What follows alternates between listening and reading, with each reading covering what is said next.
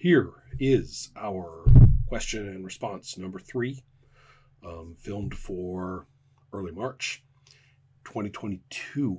Thank you so much to patrons for questions and thoughts. The first part is actually a follow-up, and I suppose we should get used to this, that sometimes the responses aren't very good or develop into more questions or anything of that sort, so it just continues into the next month as its own question. Such is the case with Lova's and Ross's responses to my discussion of Legendary Lives and the sequencing and ordering of non-player characters and foes in combat. Well, I went back, checked the text, and I was kind of struggling because I knew that it worked in play. I knew there was some way in which a certain logical quality was at work, and that we weren't just in paternal game master mode of looking around to see who's not very excited and then saying, oh, it jumps on you, in kind of a improv conductor, kind of way. The text, the game mastering text in Legendary Lives does kind of lean toward that approach to game mastering. So I was really wary when I played the game that that's kind of what it assumed would be happening. But I do think there's an order there. There is a logic instead at work there, either through interpretation, but I think it is textual. So textual in the sense that you can read the text and do this with it. Okay, so what is it? Starting from scratch. Well, the first thing, partly a little bit of what we talked about, but the first thing is that we know the player characters are ordered by character quickness. We also know that one can make a quickness roll in order to do some preempting of some kind. So keeping those in mind. Now, what we see is that in the text, it talks about all the player characters going, and then the game master says what the foes are doing. This is kind of interesting. Let's keep this in mind. Let's say we're in the middle, okay? So not talking about how we all started, but in the middle, therefore, due to events up until this point, everybody knows kind of what they're coping with. And so we go down the line, quickness by quickness, player character after player character. Now, what does this mean in terms of defense rolls? It may mean that a foe we know is on that character, and so they have to do an effective defense in order to do whatever action that they're doing. This is really interesting with Legendary Lives because the outcome of any defense or attack roll, and it generates choreography very easily, very intuitively, to an extent that it's very hard to describe unless you've done it. So let's just keep in mind that prior choreography has landed you, for example, with a rabid orangutan on your chest, biting you. And so, and that has been said before we started this round, based on the previous round's activities. But I have confirmed, say I'm the game master, I have confirmed before all the players start their quickness-based sequence, I have said what all the foes are doing, and this particular rabbit orangutan has landed upon you, and you are, being bitten. So here it comes to you in the sequence. It's your quickness go, and I say, well, before you do anything else, let's roll your defense. I roll the hit location first, and we find out, where the orangutan has basically managed to get a grip on you, or sees an opening. and whatever it may be. I mean, it could be your ankle. I don't care, but somewhere. And we roll to find that out. You make the relative defense roll, that choreography that we've, or the relevant defense roll. The choreography I talked about kicks in at this point. We discover a lot. We discover whether, for example, the orangutan has just taken your boot to its face as it's, tried to chomp your ankle, and therefore could be easily, conceived as having been knocked back from you and you being able to scramble to a different position. Conversely, we could find out all sorts of things otherwise about your position and its, and really remarkably easy how that happens out of a single roll in this game. So whatever that defense roll does, then that sets up for you to tell me what you do with your quickness. Now, if the situation had been a little less desperate in terms of an attack, I would just say, okay, so it's your go, quickness, and you would just go. So this is a very interesting thing. It sounds like all these player characters have gone. Then the game master says, let's look at what all these foes are doing. So everybody now knows what everybody else is bringing in on them. We have a very good idea of whether, when it comes to you in terms of quickness, you just do what you're going to do, or whether you have to do a defense first. Other things of that kind, running around and skill rolls and stuff like that, those factor in very similarly. Okay, this all sounds great. Clearly, which side, because this kind of harks back to earlier games when it's kind of more about sides, compounded by this interesting business of the foes attacking occurring like during your quickness sequence. Because that statement of the game master in terms of what the foes are doing is raw description. And I don't think it makes no sense to me that we would just have all the foes frozen while the players go down their quickness, and then all the foes activate and all the players make their defense rolls, and then back and forth like that. That seems quite silly and doesn't match the game as a whole very well at all. The way I'm describing it, as I say, I think it's textual with a little bit of filter of me reading it, perhaps. You read it, see what you think. But this all brings us back to which one went first. Well, that's a very interesting point, isn't it? For any role-playing game, once hostilities begin, we say, if we have a side-based thing of any kind, in this case, one is just descriptive, who's kind of got the jump on the other? Well, we have rolls to determine that in this game.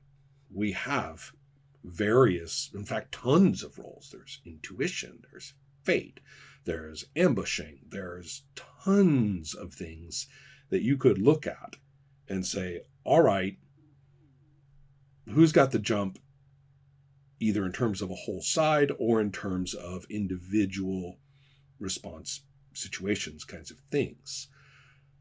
I don't think that's very hard in this game. I actually think it's remarkably easy compared to many. So that's what I'm saying. I think I've kind of recovered my wits, thought about what the text says, thought about what I did in the past, and it sounds super soft just talking about it like this. It sounds so, oh, well, the GM says things. In this game, if you've played it, you will recognize a rolling causality that often is overwhelmingly powerful.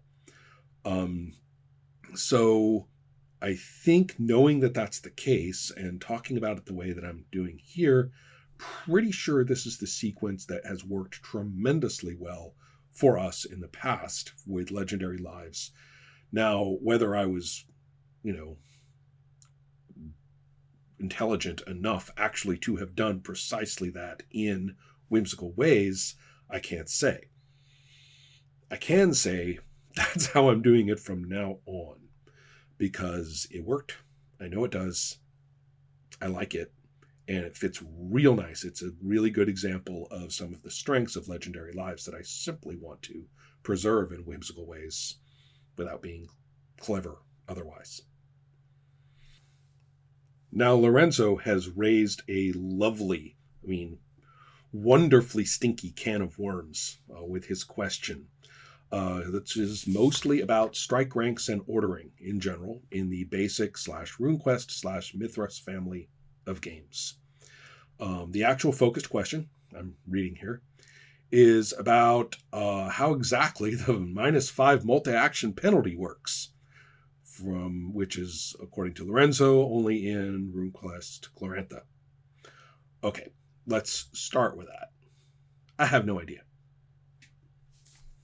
He mentions Noah in the question as having prompted this inquiry on his part. So, Lorenzo, talk to Noah.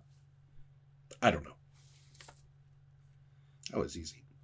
But the larger question is great for me. This is, from the one hand, I knew stuff, and then on the other, I pulled out all these different books and looked across them, and this was actually really orienting. So, with any luck, I can convey this. First of all, if we're talking about, I almost said real RuneQuest, RuneQuest 1, RuneQuest 2, which are basically the same. RuneQuest 1 is just full of typos, that's all. And in it is classic strike rank, the strike rank system. And it is not a combat round system. Everybody states what they're doing. Everybody is assigned a number of strike ranks that it will take for that execution moment to land or conclude. Like if you say, I'm running way over there. Well, that's how many strike ranks it will take for you to get over there. And everything in the intervening strike ranks until we get there is considered your character in motion to do it. So nobody's frozen. Everybody's running around or, shrieking the name of their, cult spirit as they come in with their axe or whatever it is. So what you do is basically say, okay, you're landing on strike rank 7. Oh my goodness, you're landing on strike rank 3, which is faster because you go 1, 2, 3, 4. Goes up through 12. But that's only because it's annoying to count past 12. It wraps. So let's say you have finished your thing on strike rank 9. Maybe you were trying to hit somebody and you rolled, and we've resolved that. And before anything happens, before we go on to the next person in strike rank 9 or to strike rank 10 if you were the last, before that we say, well, what are you doing next? And we figure out how many strike ranks that is. Say it's 6 strike ranks. And we just finished 9, right? Or you just finished your thing on 9. 6 strike ranks, okay, 10, 11, 12, 1, 2, 3. So we take, your counter or however we're keeping track of that, or you just write it down, okay, strike rank 3 for my next time. Because we'll go from 12 to 1, not because there's any reset in the fiction at all, it just keeps us from going mad for, with strike rank 27, 28, 102, 101, 101, 102. That's nuts. No, we'll just keep wrapping back to 1 for 12s just so we don't, lose our minds. So that's all. Now, I have seen a couple of devices for this. In one of the recent versions, I know that there is actually a product. There's actually a roll-out mat that has great big slots, 1, 2, 3, 4, up through 12. And I'm thinking about my conversation with Ulf, who was showing this to me. It seems clear from his description and from my familiarity with the original system that the generators of this mat knew perfectly well that when you, do your last possible strike rank before 12, that we just count continuously, bring you back to the bottom, and then move you up. So basically, you've kind of got the ones who've gone and the ones who haven't gone. I kind of toy with the idea of using Othello-style counters, black on one side, white on the other, so that, it's all white, and then, you're done, so we flip you to black, and then we put you, you'll be on the 1, 2, 3, 4, 5, whatever chart, So that way, we see which ones are upcoming and which ones are yet to be concluded in this sequence of up through 12. But that's just me playing around with my mind. Anyway, so that's the way it's supposed to work. It is so good. I mean, you can see in the RuneQuest Spielenzhus game that I played, early session, Nate was playing, and you can just see him stop after we kind of move into the second or third bit of strike rank sequence, and he was like, this is good. And he's right. It is. So, this, good as it was, seems to have disappeared. I mean, I don't know if I have all the details in every last bit of these complete, but roughly speaking, here's what I see. First, BRP, which was included as a booklet in box sets of RuneQuest pretty early in this whole process, basically just almost abandons it. First of all, they do instead do reset rounds. That's a huge change. That's the big change right there. That will go through a certain number of thingies, and then, like, there's this kind of fictional fog, and bam, now we have a sequence again. Now, the order of action in one of those is set by dexterity. And it's a little tricky too, because you're supposed to announce what you're doing in order of this dexterity, but if you announce movement, then that actually changes your dexterity rank. So I guess you would announce in order of your actual dexterity. If movement changes your rank, then that's where you're going to actually go. Because right now we're just announcing. Still, that's a little odd. And by the way, if you end up tied with somebody in terms of this dexterity, then it's solved by weapon type. Now, this is basically super standard for what would come later in role-playing, or was roughly contemporary in the, I would say around 1980-81. This is starting to look kind of standard in one fashion or another. Certain question of whether you would roll for the ordering or whether you would just go by some fixed value for the ordering, which frankly doesn't make much difference if what we're talking about is this reset. Let's talk more about that in a minute. Let me check my notes here. Okay, so that's what happened with BRP. One of the oddest things is that you are kind of frozen because you don't start your characters running anywhere until your dex rank hits in play.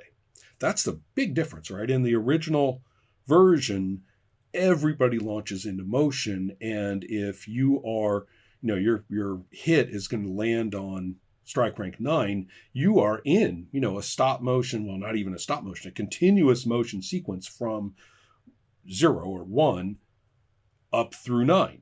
I mean, if something happens to you at 8, you're in a very different place than if it had happened to you at 2. We knew what you were doing to get there.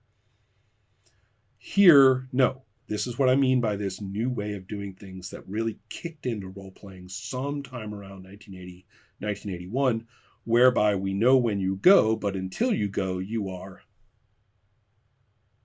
not going. So that's a big change. Let's stay with this for a sec. Why? First of all, because in terms of kind of this dynamic, realistic approach that RuneQuest had taken, this is like a huge deviation. I note that BRP is written by Greg Stafford and Lynn Willis, whereas the RuneQuest rulebook is listed as its authors Ray Tierney and Steve Perrin. Is there something that does that author shift indicate anything in terms of this exact variable? there's hardly any way you could possibly tell. I mean, you can't tell from the text. You'd have to ask somebody, and we all know where that goes. Everybody starts, accusing people of things. So whatever. But it may be that author shift from that version of RuneQuest to the production of BRP indicates that shift as well, which I consider to be the most significant rules change. And in my opinion, not an improvement, not by a long shot.